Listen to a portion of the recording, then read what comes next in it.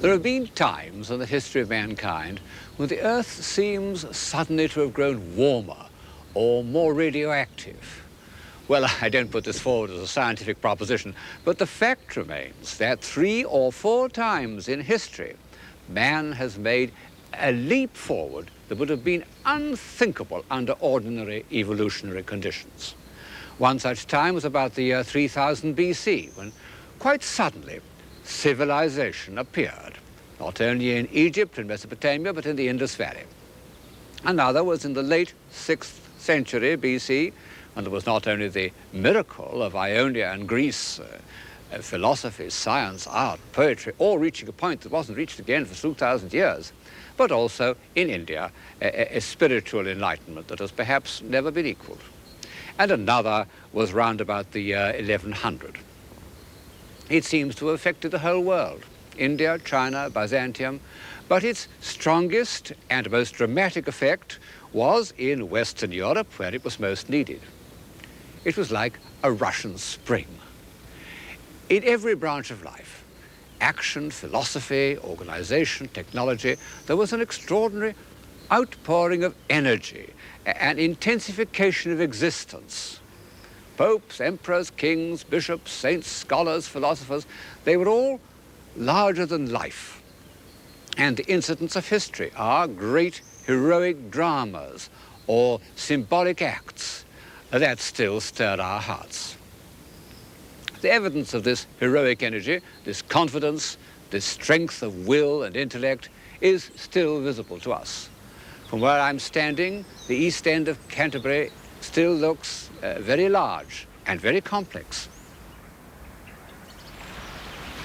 In spite of all our mechanical skills and the inflated scale of modern materialism, Durham Cathedral remains a formidable proposition. These great orderly mountains of stone rose out of a small cluster of wooden houses. Well, everyone with the least historical imagination has thought of that, but what people don't always realize is that all this happened quite suddenly, in a single lifetime. Well, of course, these changes imply a new social and intellectual background. They imply wealth, stability, technical skill, and above all, the confidence necessary to push through a long-term project. How had all this suddenly appeared in Western Europe? There are many answers.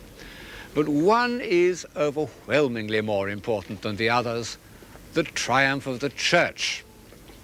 It could be convincingly argued that Western civilization was basically the creation of the church.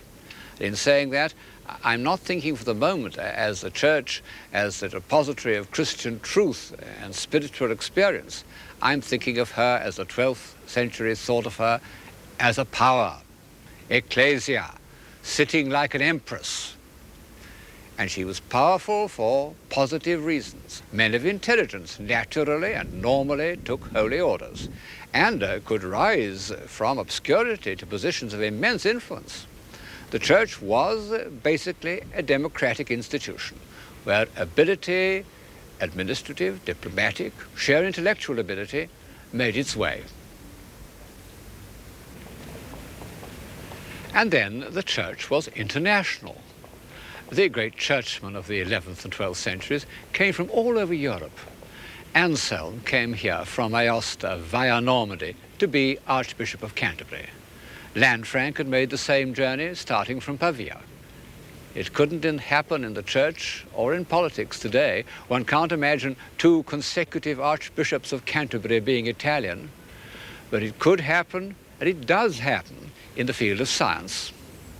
which shows that where some way of thought or human activity is really vital to us, then internationalism is accepted unhesitatingly. This internationalism of the 12th century extended to architecture and sculpture. The master masons, who were both sculptors and architects, travelled all over Europe. Canterbury was built by a Frenchman, William of Sens.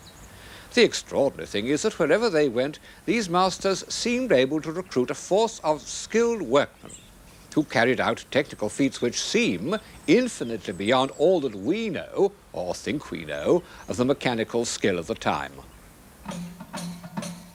Face de fas ambulant, pene passo pari, prodigus non redimit, vitium avari, virtu temperantia, quadam singulari, debet medium, adutrumque vitium caute contemplari. Si legis memoras eticam catonis, in quas virtum legitur ambulat cum bonis, cum ad anni gloriam animum disponis, supra cetera, primum hoc considerac visi dignus bonis, cum sin quadro quadrior omnibus abundas. They were inspired by the feeling that beyond all their hoisting and hammering, there was some great controlling intelligence based on mathematical laws, a human reflection of God, the great architect. This expansion of the human spirit was first made visible in the Abbey of Cluny, about 250 miles to the southeast of Paris. It was founded in the 10th century, but under Hugh Seymour, who was abbot from 1049 to 1109, it became the greatest church in Europe. A huge complex of buildings with a famous library in which was made the first translation of the Quran, the first attempt to understand the infidel instead of merely fighting him. Well, the buildings were destroyed in the early 19th century, used as a quarry, like Roman buildings, and only a part of the south transept remains where I'm standing now. But we've many descriptions of its original splendor. The Abbey Church alone was the size of a large cathedral, and on feast days the whole of the walls were covered with hangings. The floors were mosaic with figures like a Roman pavement. And of all its treasures, the most astonishing was a 7-branched candlestick of gilt bronze, in which the shaft alone was 18 feet high. Formidable piece of casting even today. Of all this, nothing remains. Only a few candlesticks later and much smaller. This is one of them. It's only about 18 inches high, but it's so full of detail that one can imagine it 18 feet. Although made for the Cathedral of Gloucester, it's a perfect example of Cluniac elaboration.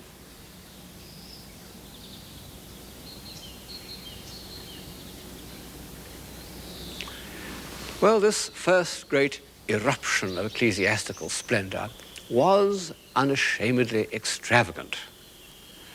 Apologists for the Cluniac style tell us that all the decoration was subordinated to philosophic ideas. My general impression is that the invention which boiled over into sculpture and painting in the early 12th century was self-delighting. As with the similar outbursts of the Baroque, one can think up ingenious interpretations of the subjects, but the motive force behind them was simply irrepressible, irresponsible energy. The Romanesque carvers were like a school of dolphins. All this we know, not from the mother house of Cluny itself, but from the dependencies that spread all over Europe. There were over 1,200 of them in France alone. And I'm sitting in the cloisters of a fairly remote one, the Abbey of Moissac in southern France, which was important because it was on the pilgrimage route to Compostela.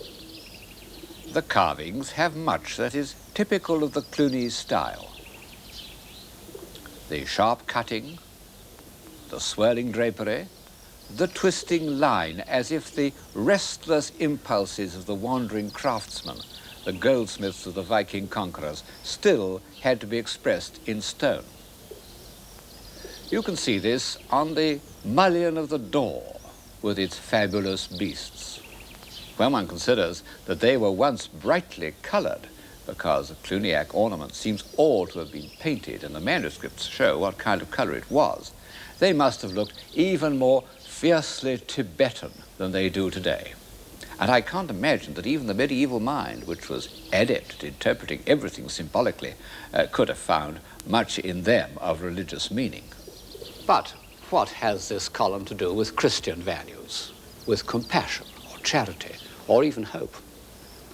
It's not at all surprising that the most influential churchman of his day, St. Bernard of Clairvaux, should have become the bitter and relentless critic of the Cluniac style. Some of his attacks are the usual Puritan objections, as when he speaks of the lies of poetry, words that were to echo through the centuries and become particular favorites in the new religion of science.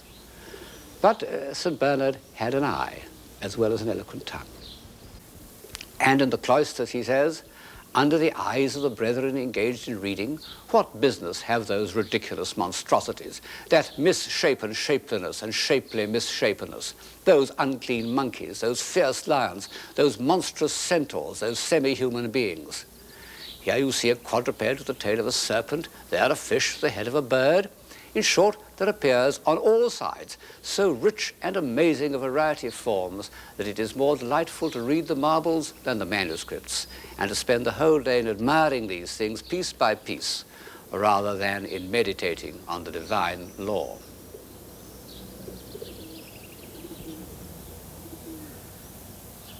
That last sentence shows, doesn't it, that Bernard felt the power of art.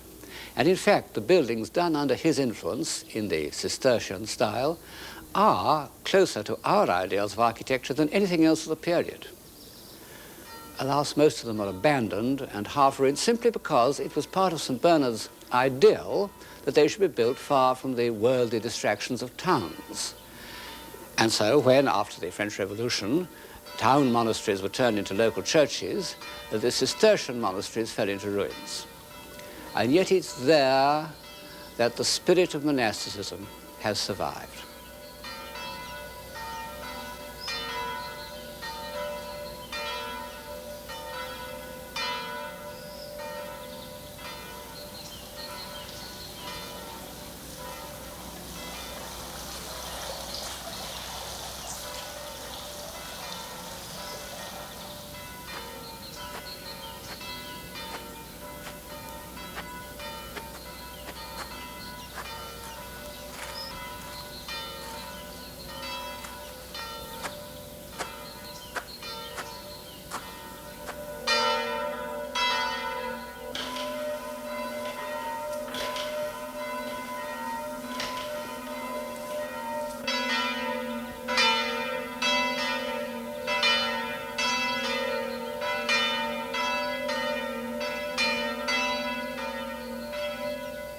Ponebant quotidie ad portam templi que dicitur speciosa, ut peteret elemosinam ab introeuntibus in templum.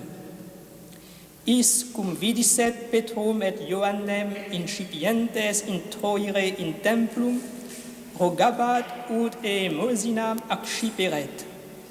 Intuens autem in eum Petrus cum Ioanne dixit: respice in nos, at ille intendebat in eos sperans se aliquid accepturum abeis. Petrus autem dixit: argentum et aurum non est mihi, quod autem abeum hoc tibi do.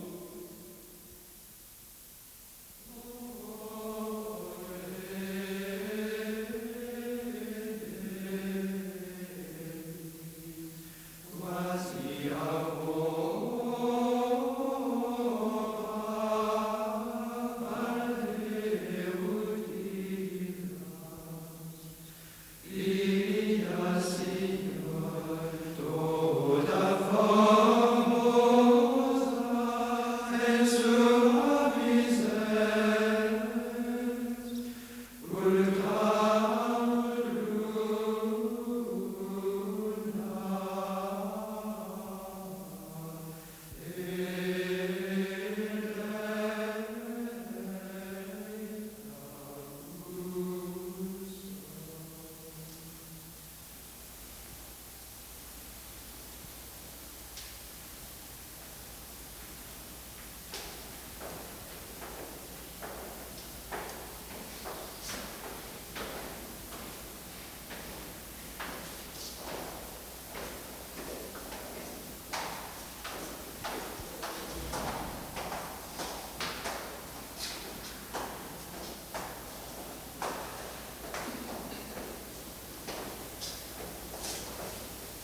These white monks in their unchanging habit, this round of work and prayer which has continued unbroken since the 12th century, bring the old building back to life.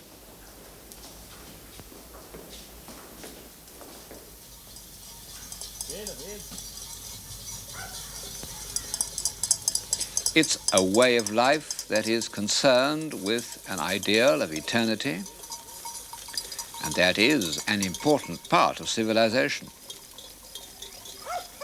But the great thaw of the 12th century was not achieved by contemplation alone, that can exist at all times, but by action, a vigorous, violent sense of movement, both physical and intellectual. On the physical side, this took the form of pilgrimages and crusades. Well, I think they're one of the features of the Middle Ages which is hardest for us to understand.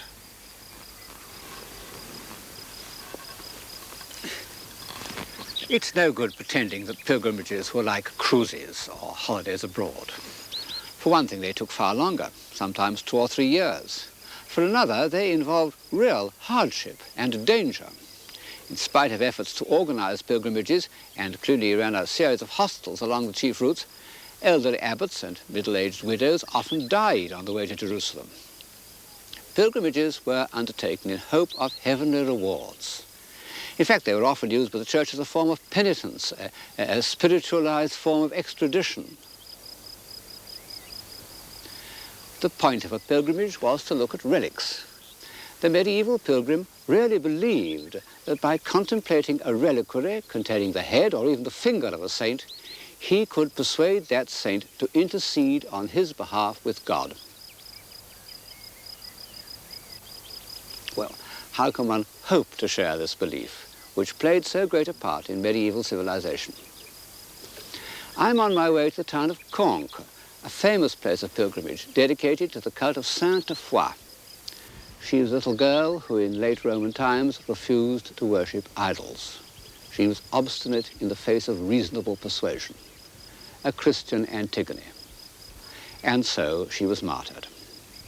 Her relics began to work miracles, and in the 10th century, one of them was so famous that Bernard of Angers was sent to investigate it and report to the Bishop of Chartres. It seemed that a man had had his eyes gouged out by a jealous priest. After a year or so, the blind man went to the shrine of Sainte Foy, and his eyes were restored. The man was still alive. He said that at first he had had terrible headaches, but now they had passed and he could see perfectly. There was a difficulty. After his eyes had been put out, witnesses said that they had been taken up to heaven. Some said by a dove, others by a magpie. That was the only point of doubt. The report was favorable. A fine Romanesque church was built at Conques, and in it was placed this strange Eastern-looking figure to contain the relics of Sainte Foy, a golden idol studded with gems. How ironical that this little girl, who was put to death for refusing to worship idols, should have been turned into one herself. That the very head should be a gold mask of a late Roman emperor. Well, that's the medieval mind. They cared passionately about the truth, but their sense of evidence was different from ours. From our point of view, nearly all the relics in the world depend on some completely unhistorical assertion. And yet, they, as much as any factor, led to that movement and a diffusion of ideas from which Western civilization derives part of its momentum. Of course, the most important place of pilgrimage was Jerusalem. After the 10th century, when a strong Byzantine empire made the journey practicable, pilgrims used to go in parties of 7,000 at a time. And this is the background of that extraordinary episode in history, the First Crusade.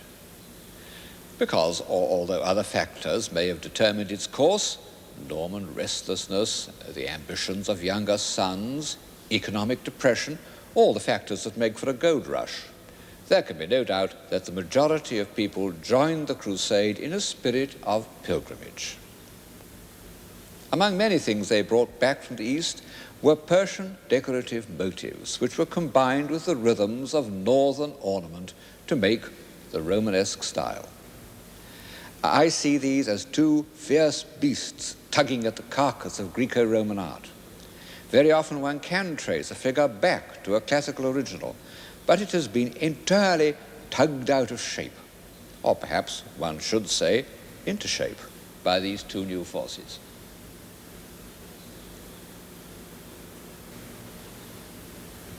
This feeling of tugging, of pulling everything to bits and reshaping it, was characteristic of 12th century art, and was somehow complementary to the massive stability of its architecture.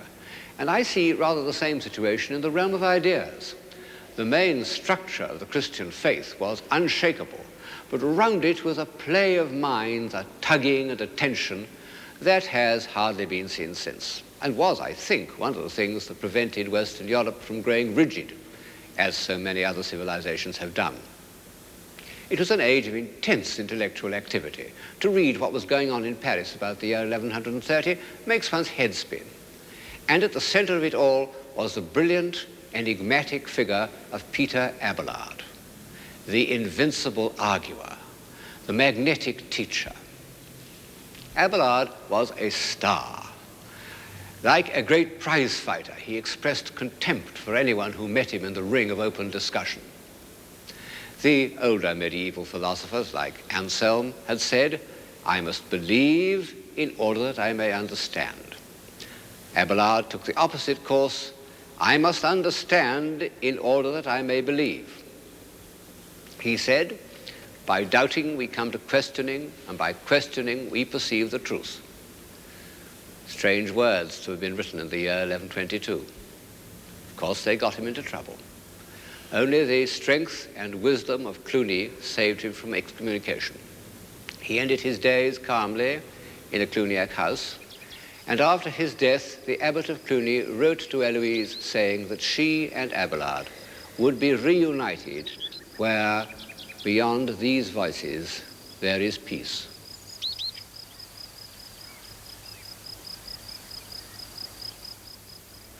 I'm standing in a Cluniac house, the Abbey of Vézelay. I'm in the covered portico where the pilgrims gathered. Above my head is the relief on the main door showing Christ in glory. He's no longer the judge, as at Moissac, but the Redeemer. Vézelay's full of sculpture, on the doors, on the capitals, everywhere. But fascinating as this is, one forgets about it when one looks through the door at the architecture of the interior.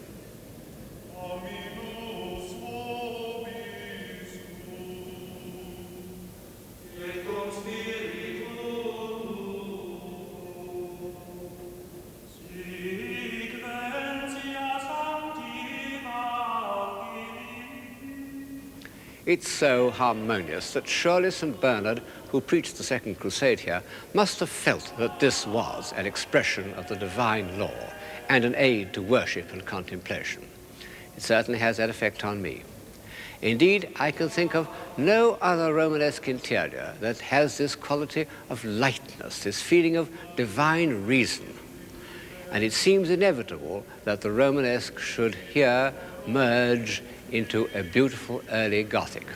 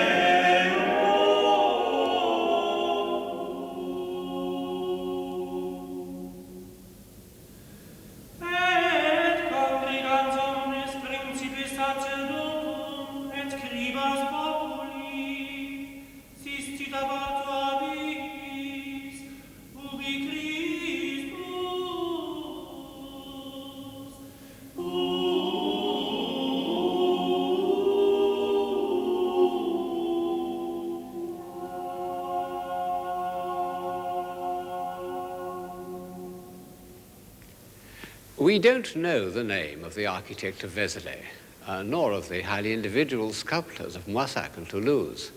And this used to be taken as a proof of Christian humility in the artists, or, alternatively, a sign of their low status.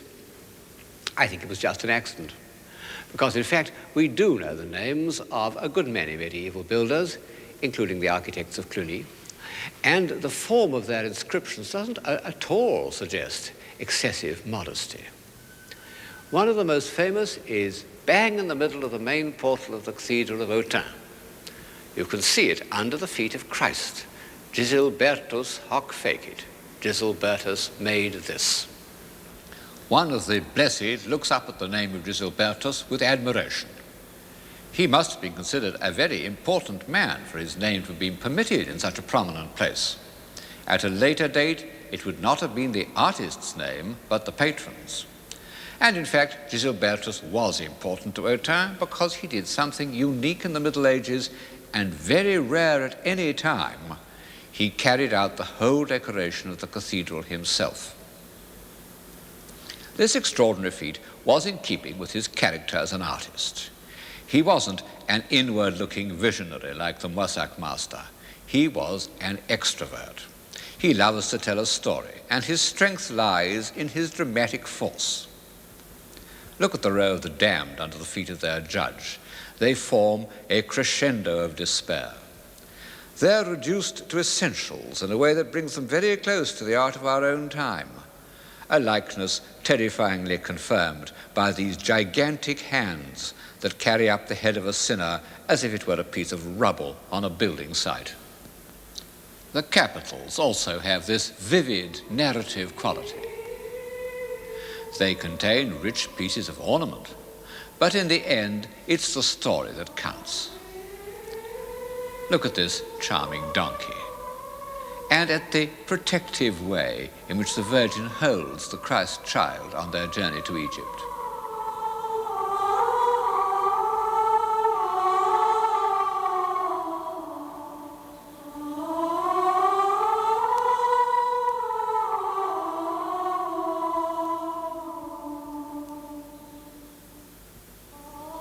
Even in this abstract-looking design of the three kings asleep under their magnificent counterpane, what matters is the angel's gesture and the delicate way he places one finger on the hand of a sleeping king.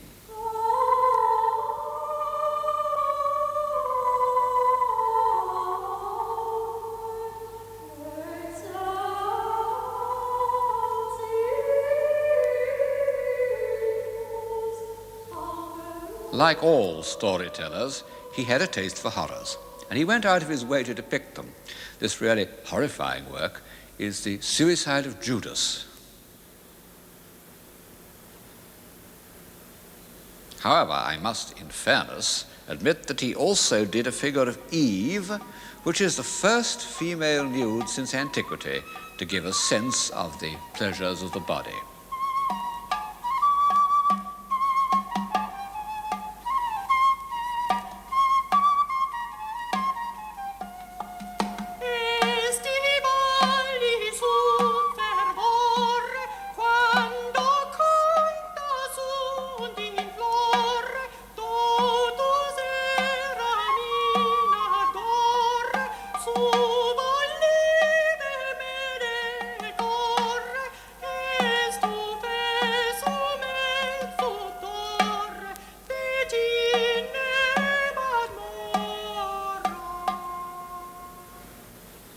The work of Gisilbertus was finished in about 1135, and by that time a new force had appeared in European art, the Abbey of Saint-Denis.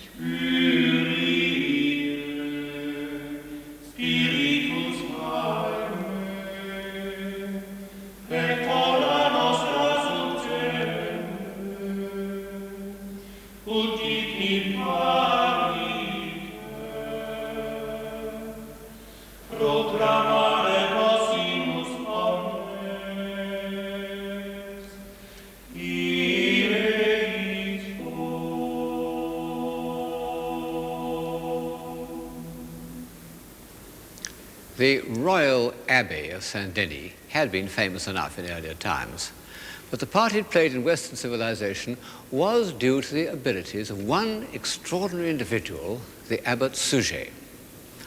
He was one of the first men of the Middle Ages whom one can think of in modern, I might almost say transatlantic terms. His origins were completely obscure and he was extremely small, but his vitality was overwhelming. It extended to everything that he undertook: organization, building, statesmanship. He was regent of France for 7 years and a great patriot. Indeed, he seems to have been the first to pronounce those now familiar words, "The English are destined by moral and natural law to be subjected to the French and not contrariwise." He loved to talk about himself without any false modesty. And he tells the story of how his builders assured him that beams of the length he needed for certain roof could never be found because trees just weren't as tall as that. Whereupon he took his carpenters into the forests. They smiled, he says, and would have laughed if they had dared. And in the course of the day he discovered 12 trees of the necessary size and had them felled and brought back. You see why I use the word transatlantic. And like several of the pioneers of the New World, he had a passionate love of art. One of the most fascinating documents of the Middle Ages is the account he wrote of the works carried out at Saint-Denis under his administration. The gold altar, the crosses, the precious crystals.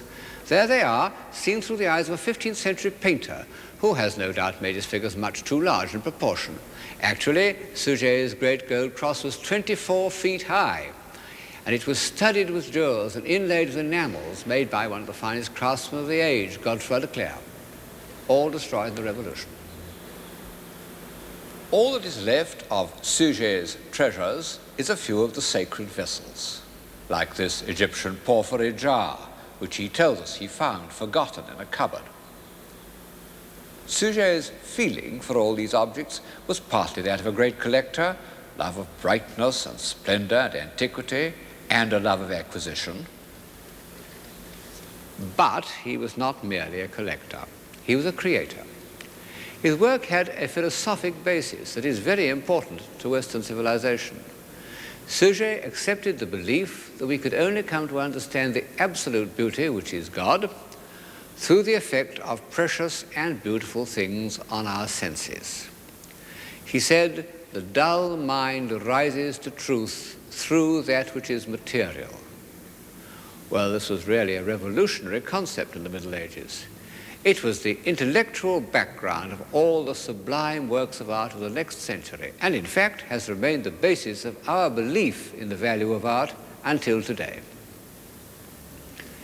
In addition to this revolution in theory, Suger's Saint-Denis was also the beginning of many new developments in practice, in architecture, in sculpture, in painted glass. But one can still see that Suger introduced, perhaps really invented, the Gothic style of architecture. Not only the pointed arch, but the lightness of high windows, what we call the clear story. Bright, he says, is the noble edifice that is pervaded by new light. And in these words, he anticipates all the architectural aspirations of the next 200 years. Alas, the exterior of Saint-Denis doesn't look too bright today. It's been knocked about and restored and is now engulfed in a squalid industrial suburb. To form any notion of its first effect on the mind, one must go to Chartres.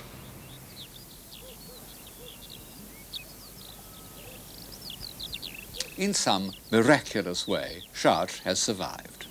Fire and war, revolution and restoration have attacked it in vain. One can still climb the hill to the cathedral in the spirit of a pilgrim. Even the tourists have not destroyed its atmosphere, as they have in so many temples of the human spirit, from the Sistine Chapel to the Todaiji in Japan.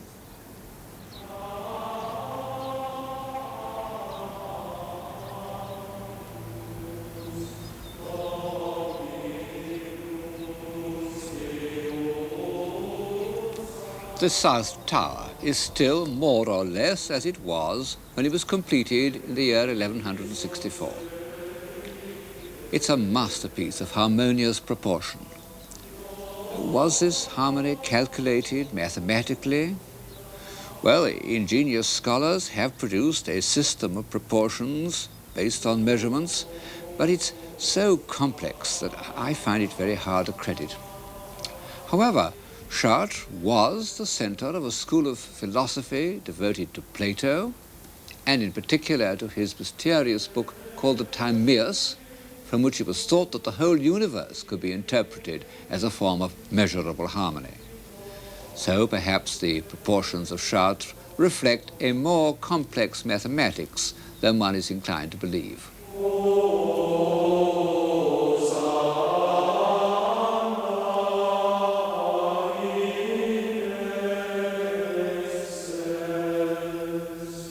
Chartres contained the most famous of all relics of the Virgin, the actual tunic she had worn at the time of the Annunciation. From the first, this relic had worked miracles, but it was only in the 12th century that the cult of the Virgin began to appeal to the popular imagination. I suppose that in the earlier centuries, life was simply too rough. At any rate, if art is any guide, and in this series I am taking it as my guide, the Virgin played a very small part in the minds of men during the 9th and 10th and even the 11th centuries. The Romanesque churches we've been looking at were dedicated to saints whose relics they contained, Saint Etienne, Saint Lazarus, Saint Denis, Saint Mary Magdalene, none of them to the Virgin. Then, after Chartres, almost every great church in France was dedicated to her. Paris, Amiens, Reims, Rouen, Beauvais. What was the reason for this sudden change? Well, I think the cult of the Virgin must have come from the East, because all the early representations of the Virgin as an object of devotion are in a markedly Byzantine style. This is a page from a manuscript from Citeaux, the community of St. Bernard. And St. Bernard was one of the first men to speak of the Virgin as an ideal of beauty and a mediator between man and God. But certainly a strong influence in spreading the cult of the Virgin was the beauty and splendor of Chartres. The main portal of Chartres is one of the most beautiful congregations of carved figures in the world. The longer you look at it, the more moving incidents, the more vivid details you discover. I suppose the first thing that strikes anyone is this row of pillar people. In naturalistic terms, as bodies, they're impossible, and the fact that one believes in them is a triumph of art. The sculptor was not only a man of genius, but one of great originality. He must have begun carving when style was dominated by the violent, twisting rhythms of Cluny, and he's created a style as still and restrained and classical as the Greek sculptors of the 6th century BC.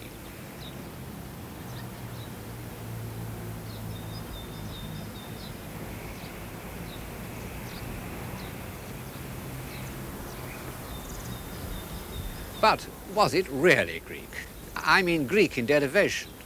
Were these reed-like draperies, the thin straight lines, the fluted folds, the zigzag hems, and the whole play of texture, which so obviously recalls a Greek archaic figure, arrived at independently, or had the Chartres master seen some fragments of early Greek sculpture in the south of France? Well, for various reasons, I'm quite certain that he had.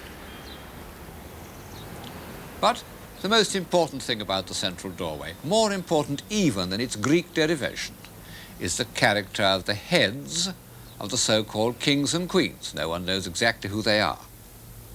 These heads seem to me to show a new stage in the ascent of Western man. Indeed, I believe that this refinement, this look of selfless detachment and spirituality is something entirely new in art. Beside them, the gods and heroes of ancient Greece look arrogant, soulless, even slightly brutal. I fancy that the faces which look out at us from the past are perhaps the surest indication we have of the meaning of an epoch. And the faces on the west portal of Chartres are amongst the most sincere and the most aristocratic that Western Europe has ever produced. From the old chronicles, we know something about the men whose states of mind these faces reveal. In the year 1144, we are told, when the towers seemed to be rising as if by magic, the faithful harnessed themselves to carts which were bringing stone and dragged them from the quarry to the cathedral. The enthusiasm spread throughout France. Men and women came from far away, carrying heavy burdens of provisions for the workmen, wine, oil, corn. Amongst them were lords and ladies, pulling carts with the rest. There was perfect discipline and a most profound silence. All hearts were united, and each man forgave his enemies.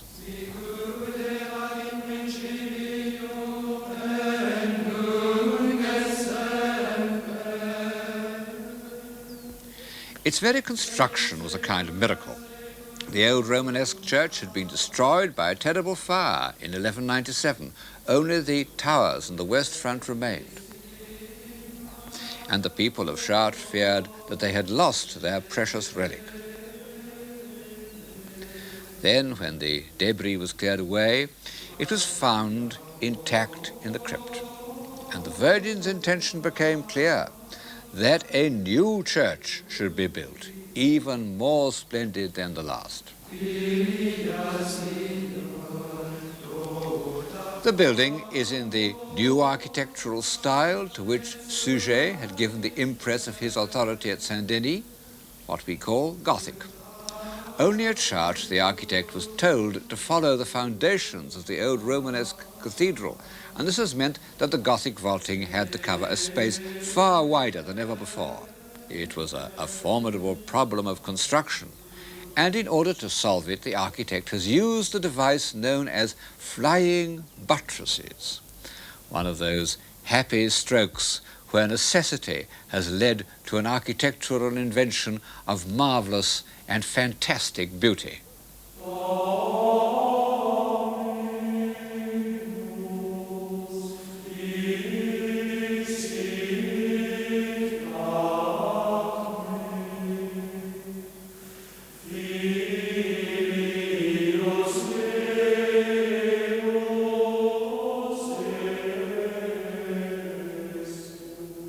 Since the beginning of settled life, say the Pyramid of Saqqara, man had thought of buildings as a weight on the ground. He had always found himself limited by problems of stability and weight. In the end, it kept him down to the earth. Now, by the devices of the Gothic style, the shaft with its cluster of columns passing without interruption into the vault, and the pointed arch, he could make stone seem weightless, the weightless expression of the spirit.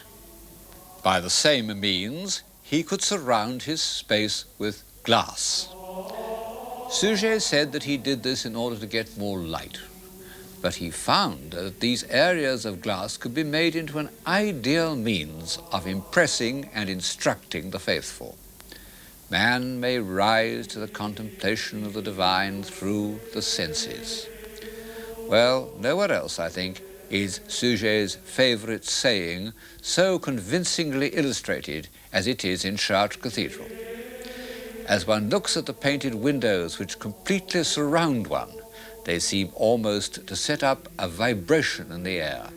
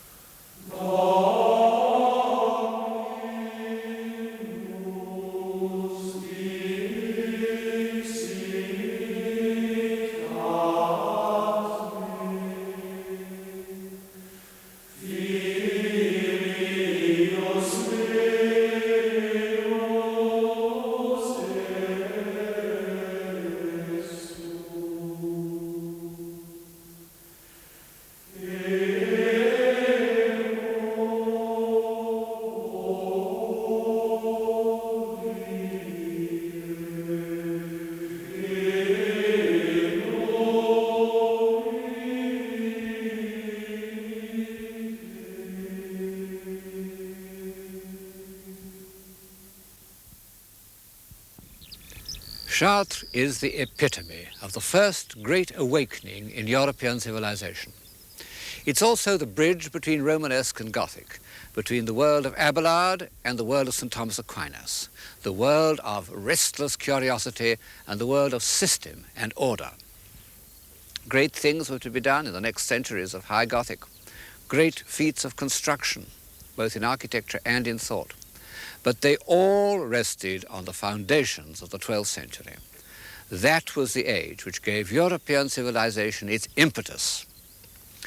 Our intellectual energy, our contact with the great minds of Greece, our ability to move and change, our belief that God may be approached through beauty, our feeling of compassion, our sense of the unity of Christendom, all this and much more appeared in those 100 marvelous years between the consecration of Cluny and the rebuilding of Chartres.